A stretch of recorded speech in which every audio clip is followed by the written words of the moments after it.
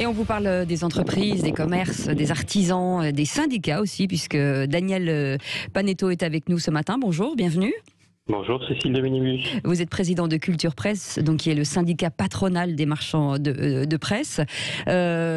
Culture Presse représente des marchands, c'est-à-dire que c'est un véritable commerce de proximité, essentiel aujourd'hui pour le lien social et pour dynamiser les centres-villes. Ah, il me semble, oui. C'est un commerce qui bat le poumon ou le cœur de nos communes et de nos villes.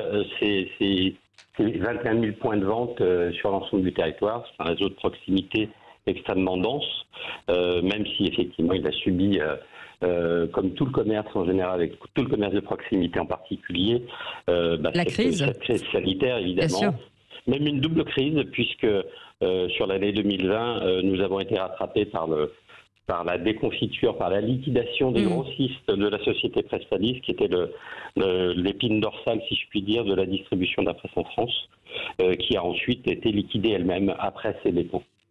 Alors vous étiez, pendant tout ce temps, vous étiez placé en catégorie commerce essentiel. Aujourd'hui, certains points de vente sont fermés malheureusement, puisqu'ils sont dans des centres commerciaux. Oui, il y a effectivement, avec ce nouveau confinement, certains de mes confrères sont fermés. C'est environ 500 points de vente. On n'a pas défini totalement exactement le chiffre, mais qui sont concernés effectivement par les nouvelles mesures de freinage ou mesures renforcées, je ne sais pas comment il faut appeler ça. Oui. En tout cas, certains de mes confrères ne sont pas ouverts à l'heure actuelle. Ça reste limité. Pour eux, c'est plus compliqué, évidemment, mais ça reste limité si on prend la mesure de l'ensemble total du réseau, c'est-à-dire 21 000 points de vente. 21 000, oui. C'est un secteur d'activité assez résilient, finalement, quand même. Oui, on résiste plutôt pas mal. On a eu, encore une fois, une année 2020 extrêmement particulière, à l'instar de tous mes confrères commerçants, quels que soient les domaines. Et vous l'avez dit, on a été considéré comme essentiel dès le premier décret. Donc, nous étions ouverts l'année dernière, au mois de mars 2020, même si entre nous, notre activité n'était pas rentable parce que la fréquentation avait réduit, bien sûr. D'une manière très très importante.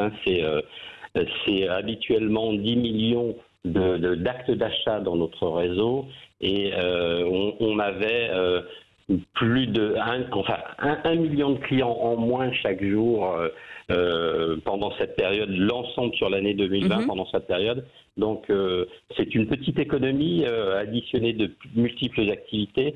Quand vous avez 1 million de clients en moins chaque jour dans vos commerces, effectivement... ça se ressent bien, malheureusement. C'est difficile, oui, je comprends. Qui sont les mieux lotis finalement face à la crise? Est-ce que c'est la presse quotidienne ou la presse magazine?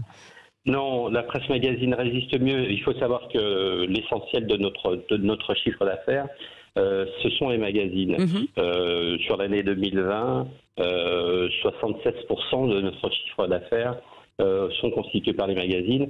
La presse quotidienne continue de souffrir, hélas. Elle a été pas du tout épargnée sur l'année 2020 entre la crise sanitaire, donc la crise de la distribution, elle était en baisse de moins de 17%, mais ça va un petit peu mieux quand même. Sur le premier trimestre, j'ai des nouvelles données, même si la presse quotidienne nationale continue de souffrir.